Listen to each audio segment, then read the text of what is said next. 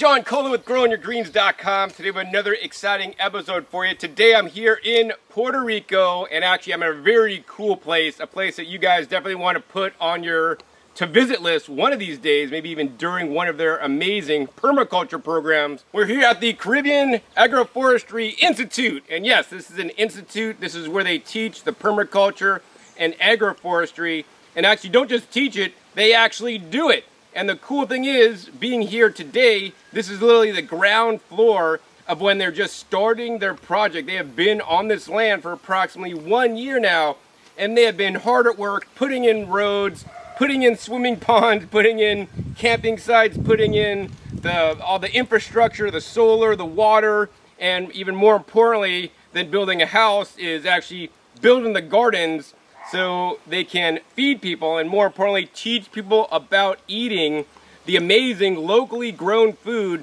that can easily grow year-round here in Puerto Rico. Me and one of the owners of the institute here would both agree that, don't waste your time with annuals in Puerto Rico. Perennial vegetables are really where it is at, and especially for you guys that are watching that may never even get to Puerto Rico or the tropics, I would encourage you to embrace the plants, whether they're annual or perennial, that'll grow really easy for you in your specific climate and zone, and start to eat those fruits and vegetables, right? If you try to grow tomatoes and it's really difficult for you, don't pull out all your hair by growing tomatoes. Grow eggplants and okra, which grow great for me, and tomatoes actually grow more difficult in Las Vegas. So that literally that's what they're doing here. They're finding the specific plants that grow easily and great in Puerto Rico with little or no care. And that's really the amazing thing, that every Puerto Rican and everybody here on the island could grow things super simple, super easy, with a lot less work and have a lot more food to eat. So I want to take you guys around to two of the different areas they've been growing in, and maybe some of the facilities they have here on site before it rains. And then we're going to go ahead and sit down with one of the owners so that you can learn more about the Caribbean Agroforestry Institute. So now I want to share with you guys part of the farm that's actually started about 5 months ago. They just started developing this. Now this whole property, they actually have 35 acres, which is amazing. And it used to be basically just grazed area. So a lot of it was already cleared, and they would graze cattle here. And so for that reason, they have a lot of grass, which is a good and a bad thing. It definitely suppresses other tropical weeds, which I am personally having issues with, although it can be a little bit difficult to work with. Although they have found some really cool solutions that I'll be showing you guys in a little bit. Anyways, let's go ahead and head into this area that was basically planted out about 4 to 5 months ago. All right, so as you guys can see, I'm here on a slope, and it actually slopes down. So what they've done is they've made swales on contour. So, what does that mean? For those of you guys that don't know big technical words, they basically dug out little steps. Think of it as like steps. This is like one step, goes down a step, goes down a step, and then basically in each little area between the raised beds, which is kind of like a raised mound right here, this is depressed, so this is lower, and then they have it kind of contoured, so it's like a semi-circle, but like a really wide angle circle, so that when it rains, the rain comes in, and then it sinks down into the bed below it. And then, if there's too much rain, then the rain will actually overflow into this main waterway, which is actually a path, and then the rain gets whisked away. So this is how they could use rainwater without any irrigation to water all these plants that were literally planted 4 to 5 months ago. So they have a lot of mixed plants in here, but the main goal with this is not to necessarily grow vegetables, although they have a lot of vegetables in here. The main goal for these are actually the fruit trees. So let me show you guys that. So this is a pigeon pea. It produces the pigeon peas, which are actually a food crop, but also nitrogen fixing. Right next to that, look at this. This is like about a foot apart. They have a banana, right? And then literally within another foot, they have the Mexican sunflower, which is another nitrogen fixer, chop and dropper for biomass. So they literally could just break this off at any time. And then they could just break this up and then drop it in the ground to feed the soil. And then literally a foot away from that is this tree. This is the jackfruit. This is the king of this whole bed here as it runs down. Then the next one, they have some cassava, like literally another foot apart. And so what's gonna happen is This, like the Mexican sunflower, basically helps provide shade and protects the jackfruit when the jackfruit is young from the elements. Same thing with the banana. You can see the banana towers over, and as the sun's coming down, this is like collecting the sun so that the jackfruit gets, not the direct sun, so it doesn't get burnt up, right? You're thinking, John, those are planted too close, man, because when the banana is big, it's gonna have little pups, it's gonna make a big banana bunch, and then the jackfruit's gonna get suffocated. Well, here's the thing, right? You pit a banana against a jackfruit, like a fruit war, you drop a jackfruit on banana, who's gonna win? The banana gonna win? No! And same thing, the trees, if you pit the trees against each other, this jackfruit will grow humongous, huge. The canopy will sprawl over the banana. The banana will also end up getting crowded out, not get enough sun, and end up going away. And if that doesn't happen, then what they could do is they could just chop down the banana at any time with a machete, drop it to the ground, it'll rot in place, and then feed the jackfruit. So literally that's what each row has the main primary tree, a fruit tree, and then all the support crops. So while some of these are edible, they're basically, some of them fix nitrogen, some of them add fertility. It's all for the mighty jackfruit that is here to be worshipped. And then they keep going down, and then they repeat again. They got another banana, more of the Mexican sunflower, up, and then they got another fruit tree here. Oh, and this is the Inca bean. This is the ice cream bean. So this is the primary crop that they're protecting. In addition, they also planted some like daikon radish right below it. So see, this plant, when it's young and baby, they don't want the sun getting on it, but they got the Mexican sunflowers on both sides to kind of protect it, give it some shade. And if these guys get too big, they basically just break them off. And then they just break it up and then feed the soil. So why bring bundles and wheelbarrows full of compost all over your farm to basically feed your fruit trees when you can just grow your compost right next to the fruit tree? So like literally every one of these single rows that you guys see here is planted like that. They have different acacia trees that are growing to fix nitrogen. Some of these temporary crops, I'll say temporary crops, they got lettuce, maybe some kind of ginger or turmeric, and then they got the primary fruit tree, which could be like a tamarind, for example. So I mean, they have meticulously planned out this whole, every single line to have specific crops. So I think, I could go over every single line with you, but that's not gonna be really too interesting. But what I wanna share with you guys are actually some of the crops that they will end up sacrificing for the main fruit trees, but in the meantime is gonna give them copious amounts of food and also compost for the fruit trees. So now I want to show you guys some of the support crops, because to me that's really interesting. Whether you want to have a setup like this and grow the support crops, or whether you just want to grow some of these crops at your house, because they're going to be perennial vegetables that you could literally eat off of pretty much every day of the year here in the tropics. This is one of my favorites. This is called the cranberry hibiscus. This also makes the flowers you could drink a tea out of, which actually we just had a nice cold tea made with the flowers of this, but you could also just literally pick the leaves and eat them raw. They taste like a little bit like oxalis, like a little tangy. I love it a lot. It actually performed really well in Vegas, over 100 degrees, but of course it loves the tropics. As we go down further, this is another one of my favorite trees that actually I grow in Las Vegas more as an annual because it takes the winters off. This one is known as chaya. So this is like Mayan spinach. This plant should not be eaten raw, very important. You need to cook this to remove the cyanide from it to make it edible. But another crop that's gonna do really amazing here in Puerto Rico. And then if we go down further, this is another support crop that I love a lot. People don't know that you could actually eat the leaves if they are well cooked, more than the chaya. This also has a cyanide. This is known as the cassava. So they're growing cassava mainly for the roots. Also this plant, as well as the chaya, very easy to propagate. You literally just take stick cuttings and stick it in the dirt. They will grow roots and grow more. And actually on the chaya, I forgot to mention, they have a special non-spiny version, which was kind of cool. I don't think I've seen that before. So here's another row they're basically just starting to establish. I think they got some onions in there. And over here they have another one of my favorites. This is the roselle, or just the standard edible hibiscus that does make the little flowers that is normally used in tea.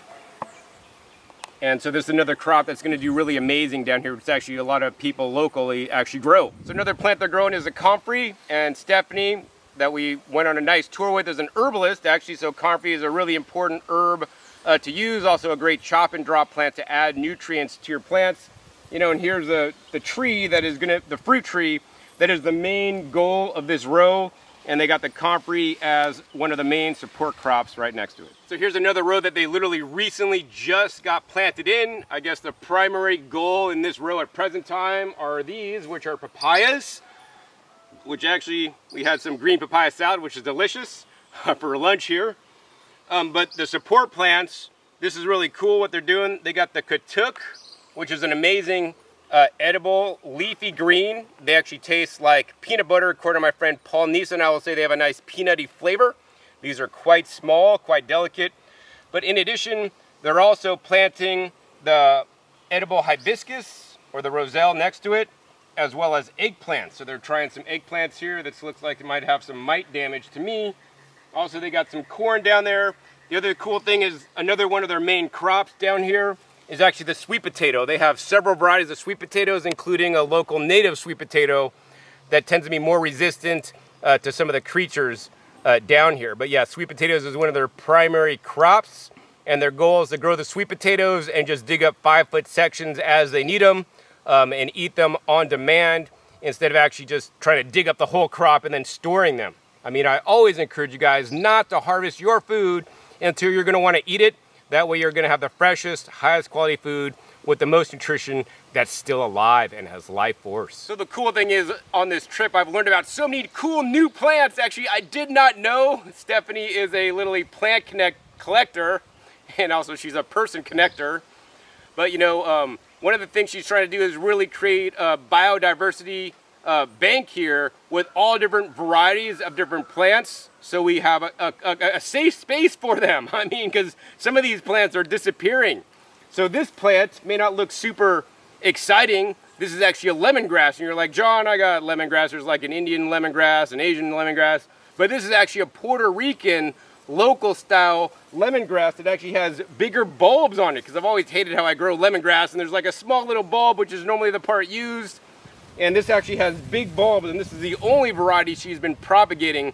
So I'm so excited to be taking some of this back with me so I could grow the big bulb lemongrass. And one of my favorite ways to use lemongrass, believe it or not, is to, like my friend Wendy taught me this. I was juicing sugarcane at my house, and she's like, John, you ever juice sugarcane with lemongrass? I'm like, no, but lemongrass would be great to juice in the sugarcane juicer because it's a good roller. And so basically I juiced sugarcane with the lemongrass, and it took the sugarcane juice to the next level. So you guys have to try it. All right, so you guys just saw the newly planted area, some as old as 4 to 5 months ago, some of them more recently planted.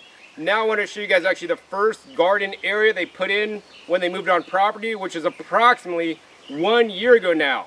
And you could see how I explained to you guys they were basically growing for the fruit trees. You can see how there are mature fruit trees in these rows here, such as the papayas right on the end, which are the primary crop. And of course, a lot of the secondary crops may have been taken out by now, you know, because the papayas are getting tall, but they still got plenty of crops that support the big crop, but also more importantly, produce nutrients to feed the soil, send down root exudates to feed the soil microbiome, and also, of course, food crops and medicine crops to utilize down below. So let's go ahead and take a tour of this 1-year-old garden area. All right, so first I want to stop here at the papaya because this is literally a good example of nature at work. You know, why bring around wheelbarrows of compost when literally you have compost plants growing right next door, and the other plants you could just drop on top. So say when these papaya leaves kind of get old, right, and dry up, just drop it right below. And then the papaya plant will feed the papaya plant. I mean, think about it. Why do we use fertilizer, right? In the forest, which is all around us here, I mean, up there is like just forest. Who fertilized the forest? Nobody fertilized the forest. So I really want you guys to get out of that fertilizer mentality. Oh, I'm growing vegetables or I'm growing fruit trees. I need to buy fertilizer from Home Depot. No, right? The plants provide their own fertility, provide the soil is fertile. You're just cycling nutrients. So there's nutrients in the soil. The plant brings it up, it puts it in the leaves, right? And then in forests, the leaves all drop on the ground, right? Nobody's in the forest like blowing the leaves and collecting them and taking them away, right? So collect your neighbor's leaves and grass clippings, put them down on your ground to turn that into nutrition for your plants, right? And that's what they're doing here. This is like nature at work. So why make things man-made and so complicated by using fertilizer? It's only when fertilizer companies can sell you fertilizer and make you think you need fertilizer is why people use fertilizer. Smart people at least do this, or at least minimally make compost, which in my opinion is the best fertilizer for your plants. Or even over and above compost, maybe make your own worm castings, or even better yet, put worms in your garden to break down the food scraps and things you put in the soil to make the worm castings or worm poop in place, all right? So let's continue on. They have lots of different cool understory plants. This is like, I think, a perpetual basil that actually does not flower, maybe the pesto perpetual variety. They got things like the ginger and the turmeric down below. Oh, this is one of my favorite trees in the entire world. Actually, I brought Stephanie a special one because she is growing this style. This is known as the Bele or salad tree. I'll put a link down below to my video on how I grow this in Las Vegas every single summer, because this plant is tolerant over 100 degrees for 2 months straight. And it does wilt out a little bit in the middle of the day, but then it perks up after the full sun is off. But every one of these single leaves are edible. So I encourage you guys to, if you live in the tropics, don't try to grow lettuce that bolts, that doesn't like the tropical weather, right? Grow some Bele that grows into a tree even taller than me, and this thing can even get even taller, and every single one of these leaves is edible, just like you would eat lettuce, right? And here's a nice little tender leaf. I encourage you guys to pick small tender leaves, right? The ones just the new growth if you're eating them raw for salads. But if you're cooking with them, which these could all be cooked, you want to go ahead and harvest the bigger leaves, especially the ones that got eaten by bugs. You think, oh, that looks unsightly, John. But no, you want to eat the leaves with bugs, because why? Because the leaves with bug holes, right? The plant had to basically make more plant defense chemicals, which are actually antioxidants and protective properties for us when we eat them, right? Unless you're keto, then you're going to say they're toxic and they're out to kill you. I don't believe that hogwash for a minute, in my personal opinion. All right, so anyways, baby leaves. One of my favorite greens to eat. So while they do talk mostly about growing perennial vegetables, this is one annual vegetable that you and I may know. This is the dinosaur kale. They found that the dinosaur kale grows the best down here in the tropics and can tolerate the weather. So you can see they have some nice dinosaur kale here. Me personally, the dinosaur kale is probably more work. I actually see snails on the dinosaur kale, where I didn't actually see any snails on the Bele tree. So, once again, I encourage you guys to grow what is going to grow easy for you. And hey, if you want to have some kale in Puerto Rico, at least minimally grow the dinosaur kale. It's probably going to be easier. All right, so as you guys can see, this is another row that, once again, they are mulching on top to bring fertility to the soil. Just in this case, just grass clippings. The grass clippings are in between these pepper plants, which are spaced approximately 2 feet apart. And if you guys look, these are the native Puerto Rican sweet peppers here. These are not hot and spicy.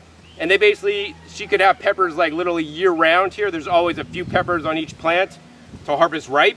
And so instead of trying to grow bell peppers, which is like an American thing, Americanized thing, why not grow some of the native species of your area, right? So find a local gardening group where you could share amongst your seeds that are literally handed down from neighbor to neighbor in your specific geographic region. So for example, like I know there's a really amazing seed bank down in like the Tucson, Arizona area that is basically native seed search, where they share all the native peoples that lived in that area seeds, so that people could be successful. Because if they try to grow bell peppers here, they're not highly likely to do well, whereas these peppers are totally acclimated to this climate.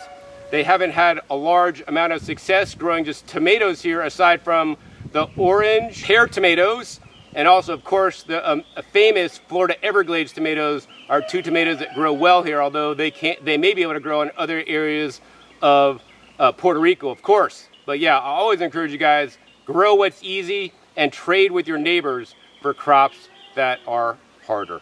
So now I want to share with you guys a fake and a real plant. Yes, this one is made out of plastic. No, just kidding. All right. So this was sold to my friend Kyle. She lives here on island. as patchouli, aka vetiver grass. I guess maybe it smells like patchouli, but this is not true patchouli. This is vetiver grass, and you can see they actually have a whole row of it planted in between their other rows. Now this is done for mainly erosion control, and also if this place gets really wet, you know, all the roots of the vetiver grass will absorb the water. In addition, if it does get too tall, they'll basically just hack it back so that the row behind it could get more sun should it need it, or say the row behind it's getting too wet, they could hack this back so that the next row could get more sun. So yeah, this is technically vetiver grass, or patchouli grass, or aka fake patchouli. So let's go ahead and show you guys the real patchouli. Please stand up. All right, so I learned this trip that this is actually the real patchouli, and you can see it's nice and erect and standing up, and when you grab it and break up the leaves and then smell it, it just smells like that essential oil you hate that hippies wear at your health food store. But yeah, this is the real patchouli. It's not a grass. It's like a little mint-like plant that I'm gonna have to get to know a little bit better, because it does grow amazing down here in Puerto Rico. So one of my favorite crops to grow, that's another perennial vegetable, is the longevity spinach. And actually this is a special curly leaf longevity spinach, or I would call it pointy leaf longevity spinach, from Josh Jameson. Link down below to my video where I discuss this more, because Josh is the only guy that I know who has this, who I think he got it from an Asian lady at some point. But this variety of longevity spinach grows better here for Stephanie than the standard flat leaf kind. So that was interesting.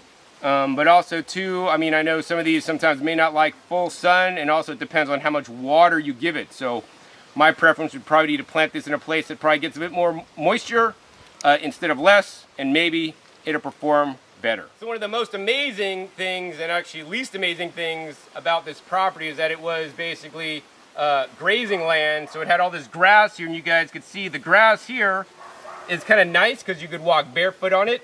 It's kind of good for between as pathway, but the issue is, you know, they start encroaching into the beds where they actually are growing the desired crops. So that could be a real big issue. Meanwhile, this is what was here naturally, so that's kind of cool. But I want to show you guys how they are doing removing this without the manual labor, so that actually they could transform this walkway into growing the perennial peanut grass instead of just this standard, I would call it junk grass, although this does provide good nutrients when they chop it and then drop it on the bed next door. All right, so check this out. This has been totally cleared. They didn't use any kind of like tools or equipment to do it. And if you look behind me, you'll see who did it. Who did it? As I'm scaring them, they're like, that guy's loud, we hate him. These are the Muscovy Ducks, and they basically have a duck tractor, which is basically just a simple, like one of the dog fencing, like portable panel things that they just set up. And then they just put a roof on top that's actually strapped down to the top, and they have two Muscovy Ducks. So literally they keep this pen in place, and as you guys can see, the ducks just start eating the grass, eating everything up, and they turn it into like mud, and then they move it down, and then of course they give some ducks the water. But yeah, the Muscovies are cool ducks because they're quiet ducks. Actually, they don't make a lot of noise. I had some Muscovies a long time ago, and actually I will say they're one of my favorite breeds of the ducks to have as pets. But yeah, I love that they got Muscovies and that they're doing an amazing job turning the grass into dirt so they could actually get it planted out into perennial peanut. In addition to the ducks, they also have a chicken tractor. So they have different chickens that they also move space to space to do similar things, but a little bit differently. They've been experimenting with both. In some cases, the chickens might be better. Chickens tend to pack a little bit deeper than the ducks. The ducks will kind of clear the top area. The chickens will maybe pack a little bit deeper in there. Now the other thing is they have also experienced it with rabbits, that they found a lot of inbreeding, but they would find that the rabbits had a lot of mite issues.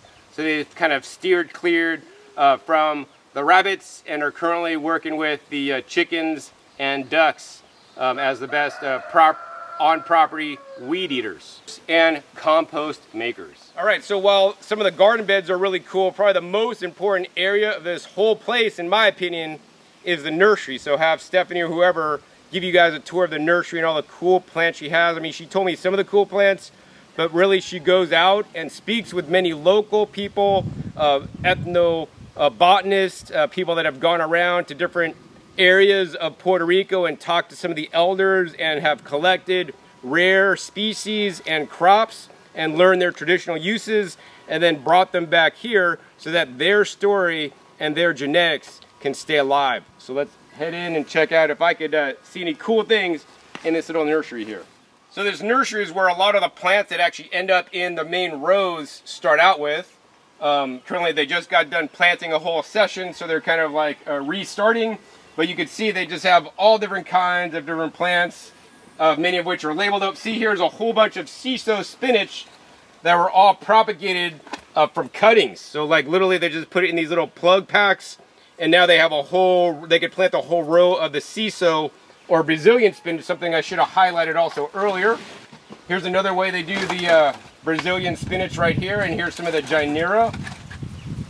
And actually here's some of the cranberry hibiscus, the false roselle and the roselle. And they have so many other different things going on, I don't even know all of them. But yeah, this is a very important area that I would encourage you guys, especially if you guys live in the tropics, to have a little nursery area where you propagate not only new materials that you bring in, but also your old material, you know, that you're currently growing. So the katuk could also be propagated in here. Actually, here's the plant that I brought Stephanie today. Anyways, this is another Bele that I actually grew in Las Vegas that I brought to her, fully rooted and ready to go in the ground. So she'll have another variety, once again, creating more diversity. And also this has a unique leaf shape compared to the one that she's growing that has a much larger leaves. So anyways, I think the next thing I want to do, I could show you guys more of the farm, but it's really spread out. They have a really cool pond with a spring that they actually get fresh spring water out of the ground. They also have a really cool camping area, also composting toilets that we saw, and also outdoor shower facility. This is definitely an off-the-grid place where they're basically providing all their own water and power through solar power generation. But I think we're going to go ahead and cut this short because I got a few other things to do today. We're going to go ahead and sit down with Stephanie and interview her so that you can learn more about the Caribbean Agroforestry Institute. So now I want to introduce you to Stephanie, who is one half, along with her husband, of the Caribbean Permaculture Institute they have here in Puerto Rico, who is from planet Earth. So we're going to share with you guys more about what they're doing here at the Permaculture Agroforestry Institute, about teaching their yearly permaculture design courses here on this site, so you could actually learn what they're doing with a hands-on, 10-day workshop, I believe. They also teach monthly classes, and if you're lucky enough to live on the island, she'll actually go out and consult with you, help you design your space, and even help you put it in and set you up to be successful, to have your own permaculture, food forest style, easy to maintain garden. So let's get into it and ask her about. So Stephanie, I know you've been into permaculture for many years now. Many of my viewers may not know who you are, so why don't you give a little bit of a brief history and background of who you are, where you come from, and your experience with permaculture and all this kind of stuff. And actually, how and why did you get into this kind of work? Sure. I had some health troubles in my younger years, and I think I was 18 when I read my first nutrition book, and I had thyroid troubles, and the chapter on thyroid I read, and there was so many things I could have tried nutritionally to help heal myself instead of going the mainstream medical route. But I didn't know any of that when I was younger, and I was so offended that no one told me that I could have fixed everything with simple nutrition changes, that it really changed the trajectory of my life. And I just was like, well, what else aren't people telling me? And I have to look up everything myself now and take nothing for granted. And so I was a river guide at the time and decided to start traveling through Latin America and visiting permaculture farms in between guiding rivers. And I walked my first permaculture farm, and I was like, wow, this is farming. I'd been on farms before, but like monocropped farms that were kind of like hot and just seemed like a lot of work and kind of boring. And a permaculture farm was just so rich and dynamic. And pretty much from that moment on, 25 years ago, I'm 42 now, I was all in, and just my life kept going deeper and deeper that way. have run a few different businesses helping people install gardens in Florida, in Colorado. And then I spent some time managing the Central Rocky Mountain Permaculture Institute in Colorado with Jerome Ostentowski. If you haven't been there, you should check that place out. It's a permaculture wonderland at almost 8,000 feet elevation, and I think it's still freezing up there, which is why I'm here. And spent some time also learning about biodynamics and working on a biodynamic farm called Sustainable Settings there in Colorado. Growing a lot of medicinal herbs, pretty much all manner of different kinds of regenerative, organic, permaculture farming to gather as much information and skills as possible. I don't like being indoors, I don't like desk jobs, and I like to work hard, and I like a never-ending to-do list, I guess, so that's why I farm. And so then my heart was always in the tropics and with tropical plants. So when my friend Marjorie Wildcraft brought me down here with her to help her look for land on a couple trips, by the second trip, I was like, why don't I move to Puerto Rico? This is amazing. And so my husband and I moved down about 4 years ago. And then, like John was saying, we've been on this site for a year. And just have fallen in love with the Puerto Rican culture and climate and plants, and here we are now with the Caribbean Agroforestry Institute, helping other people learn how to do similar things, whether that's in your temperate climate or down here in the tropics. All plants all the time is my life. All plants all the time, that's a great saying, I love it. And yeah, like Stephanie, I also got into actually gardening because of my failing health. The system that is set up that most people live in failed me, and I didn't, I was never taught like how to eat properly and eat real food. Hopefully even better than food you could buy, real food at the grocery store, which there's not a lot of real food at the grocery store, unfortunately, is to grow your own food and eat as much of that as possible. And of course, here in the tropics, there's lots of tropical fruits and vegetables, especially the vegetables. I tried to highlight that on this episode, and many people don't know about them. So Stephanie, tell us about some of the tropical vegetables that you really learned to love, because coming from Colorado, probably not many tropical vegetables, unless you have like greenhouses that are heated, are going to grow there. So you had to learn about how to adapt, the foods you're eating to eating more of the local foods that grow easily here, instead of trying to strain and grow lettuce and things that would easily grow in, Colorado. Yeah. Well, and it was like Colorado was like a vacation, a cold vacation for me for 12 years, from starting in Florida and being in Costa Rica. And so actually one of the reasons I stayed there so long really was because of Jerome's place at Crimpy, because he has tropical greenhouses. So I was still eating and playing with tropical plants the whole time.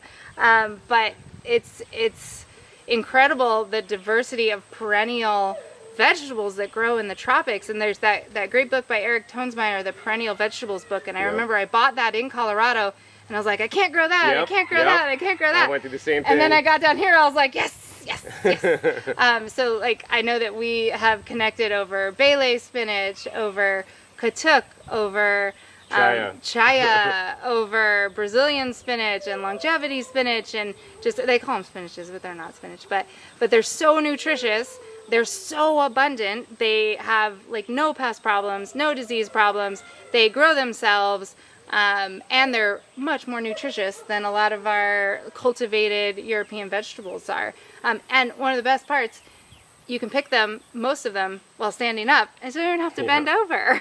It's like too much good to be true, really. So there's other stuff here in the tropics like chayote, which is this amazing perennial squash that grows on these massive vines and just pumps out little squashes. They're so delicious. Like eat them like zucchinis, raw or cooked. Yeah. And then I really like the winged bean, which is a perennial vining green bean that's super good. The 7-year lima bean, the Sasha Inchi nut, it just goes on and on. It's so exciting. So what has been the biggest challenge for you, Stephanie, growing here in Puerto Rico? Let's see. I guess just switching the mindset from winter and dryness to heat and too much moisture sometimes. And then also a lot of growing on slope here. So we're up in the mountains, so everything's on a slope, which has its pros and cons. Mostly pros really at the end of the day, because as the water moves through the space, I have a lot of ability to manipulate where that goes and like drain it where I need it, send it somewhere where I need it. So that's been really helpful here. I think one of the challenges, and I've been collecting other plant collectors. I'm a collector of plant collectors, I think, and trying to get as many plants and different varieties here. There's a lot less. Almost all the perennial greens I had to bring from off island. Yep. I didn't know anyone that had them. That's sad to me. Really sad. Yeah, because it's just like I buy just a few of them and then propagate them, and now I have dozens, and now I'm just handing them out to everybody. So hopefully everybody grows them. I'll just stick them in people's yards. Just put a little flag on them. Well, you can't seed bomb them. How would you seed bomb perennial vegetables? You just stick the cuttings in. But they like to weed whack a lot, so figure that one out. Right after the rain, though, they just slide in like butter. So just go into a freshly weed whacked site and slide them in, and then by the time they go back to weed whack, it'll probably already be 4 feet big. They'll be like, what's this? Like, put a little eat me sign? I don't know. Eat me sign. All right, Stephanie, so I really want to ask you why you started the Caribbean Agroforestry Institute. Sure. One of my passions for as long as I can remember, certainly as long as I've been in permaculture, is sharing this knowledge with as many people as possible. Whether it's little kids who are in kindergarten, to college people, to people in retirement, really anybody who wants to listen to me yammer on about plants and collaborate in that. I feel that plant nutrition was such an important thing to my healing journey, and not only for me personally in my body, but for healing the earth and taking these spaces that have either been neglected or downright abused. Yep. And bringing health and biodiversity back for the pollinators and for the soil microbes and all the people and animals that are around. Like, we can regenerate these places and ourselves at the same time. And I really do, with nutrition, feel like akin to Steiner's school of thought, that to bring our own consciousness up to the highest possible level, we need our plants to be the highest nutrition possible. That's the nutrition that will help us awaken to our own good, to our highest work here on earth at this time. And I feel like nature really will do it if a person spends enough time there. That I'm not really the one who's disseminating that knowledge. I'm just helping to get people into nature long enough that nature gets into them. We'll teach them. And they start to remember. Like, there's even somebody who's just had a desk job their whole life and never thinks they have a brown thumb and all of this. Enough time in nature, and like, you remember. They remember. We all remember. Like, all of our ancestors were plant people. We all knew how to go get food and how to heal ourselves, and we're embedded in nature, and we've forgotten, but it's still there. And it's so inspiring to see that, like, wake up in people. And so that's why I started the Caribbean Agroforestry Institute, is just to help connect people with plants and by that themselves, and to share, because I want that neighbor to have plants that I can trade with, and I want that one to have food that we can barter and trade with, and I want this one that their water drains into my property. I want them to farm organically, and when I go swimming at the river, I want every farm up that river to farm organically. So when I'm swimming in that water, it's like clean and beautiful, and we can all pretend we are separate, but we're not, and we're all swimming in each other's decisions. So the more I can help to make those healthy decisions, I'm really willing to do and happy to do, and I just like spending my time this way. Like, I know some people might think of farming as drudgery, but it's like, I don't have to farm, I get to farm. It's like nothing I'd rather do. I mean, I'd agree. I mean, I was weed whacking actually before I drove out this morning for an hour. Like, I used 2 batteries. 1 battery lasts a half hour. And just clearing my property, get ready to plant some things I'm probably going to bring back today, actually. Definitely. So, Stephanie, what kind of services do you offer, to help people, get them back connected to nature? Yeah. So you want to explain that to my viewers? I know you have monthly classes. You want to talk about what they could learn if they came to one of your classes and how often you have them and all these things? Sure. So about once a month, we'll have a short one-day class. Everything from starting your garden to medicinal herbs. Sometimes we'll have water filtration workshops and building your own rainwater catchment systems and solar, some other off-grid things that my husband really spearheads that part of it. And then we have, every February, we have our 10-day permaculture design course. So that's where you're really immersed here in the space, living here for 10 days, camping, eating all your meals, showering in our spring water, I teach that, I bring in about 6 different instructors. Yeah, experts, like literally some really cool people. Yeah, and we're a big team, and we all are here with different fortes and different specialties to teach the permaculture design course. Then we also have some shorter, like 3-4 day classes. And then for folks that's for like the DIY, people who want to come and learn it that way. And then a lot of our consulting clients will come from that, where they're like, oh, this is a lot of information. I don't know if I can take all these classes. Can you come and help me get my property started? And then they'll come back and take classes to learn how to maintain it. And so we do a lot of helping people, whether it's education or all the way through installation if they need it. Wonderful. So let's talk about the plants, since that's what I'm most interested in. So do you make some of the plants and some of the rare genetics you've collected from plant collectors from all over, including some that I know? How do you get these out to people in the local area? Because I mean, me coming to the island, knowing all the people I've met in the States and in Hawaii and in Florida, I'm like, man, I got to bring all these plants to the island myself. Yeah. If I want them here. And I'm glad to know that you've also kind of discovered that, because like people here really don't have these perennial vegetables, unfortunately, aside from a few staple crops they have. But a lot of these rare things, I mean, they never even heard of. Yeah, for sure. So I bring as many in as I can, and then just propagate them as fast as I can, which you saw, like my one Bele is so kind of, the biggest one's abused because of like just cutting, make more. But now we're really getting to a level where we can share them, and I don't sell them online or anything. So you just have to come over. Sorry, you have to come over and have some hibiscus tea with me and take a tour, and we can trade some cuttings. It's better if you bring a cutting from something cool than, we're really trading cuttings. Or take a class, we'll disseminate them a lot that way. And then hopefully in the future, as we install more like public food forests around that people can have all-time access to, the goal would be then, to have, signage is like, here, like take a cutting and take them home. Wonderful. That's a great ideal to have. So how can somebody get a hold of you and get on your email list to get notified when you do have classes? I mean, do you use Instagram, Facebook?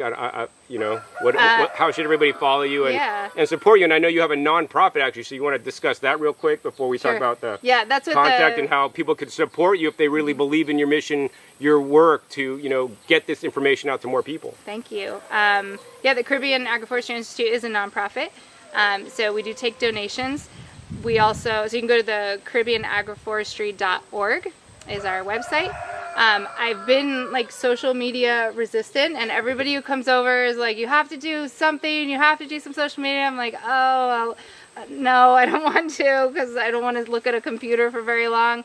But someone has recently set up an X account for me, so I have a brand new, maybe month-old X account, so you can follow me there. I am posting periodically some things on that, and it's just at Stephanie Syson, which is my name, and you can find me that way. And I think my last post was on Bele spinach. Oh, wonderful. So it's one of my favorite plants in the entire world. It's so good. Once you eat it and you like grow it, you're like, why doesn't everybody do this? I'm never going to bok choy again. Like, why? Or even like lettuce. Or, I mean, it's my dominant leafy green for the summer in Vegas. And so, like, mucilagenic, so it helps to really moisten all the mucous membranes. It's really good for digestion. But it's not super mucilagenic. Not like Malabar spinach. Wait, I didn't see Malabar here. I don't have it. I had it, and then I didn't have it because I didn't really eat it, and I was like, oh, Bele's so much better. I'm just going to do Bele instead. Diversity, Stephanie, diversity.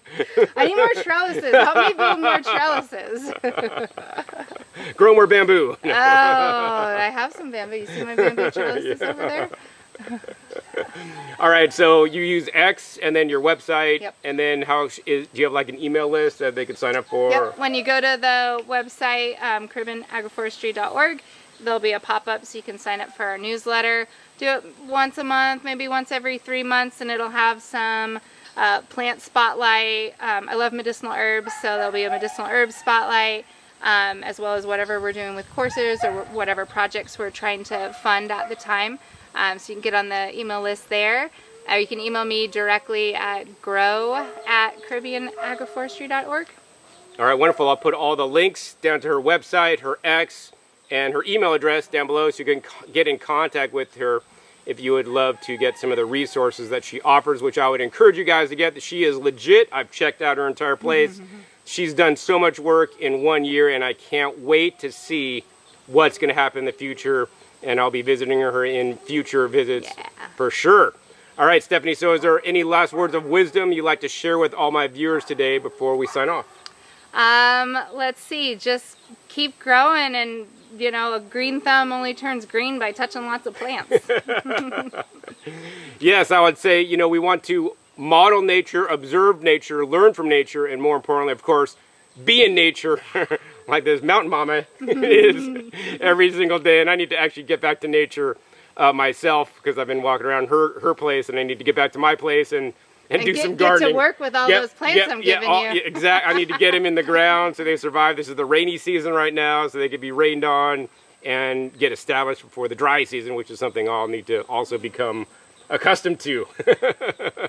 All right, so if you guys enjoyed this episode here at the Caribbean Agroforestry Institute, please be sure to give this video a big thumbs up. More importantly, share this with other people that live in Puerto Rico and also in the Caribbean, because the same techniques used here in Puerto Rico would be used Caribbean-wide, as well as using the same exact plants to do the same exact thing that would grow pretty much the same exact way. Also, be sure to click that subscribe button right down below so you don't miss out on my new and upcoming episodes. I'll be coming out every 5 to 7 days. You never know where I'll show up or what you'll be learning on my YouTube channel. Make sure you click the little bell to get notified as my new videos come out. I wouldn't want you to miss any single episode. And finally, be sure to check my past episodes. The past episodes are a wealth of knowledge. Over 1,700 episodes at this time on this channel dedicated to teach you guys all about how to grow your own food at home without even leaving the comfort of your sofa. But you should get off your sofa and get out to your garden right now. With that, my name is John Kohler with GrowingYourGreens.com. We'll see you next time. And until then, remember, keep on growing.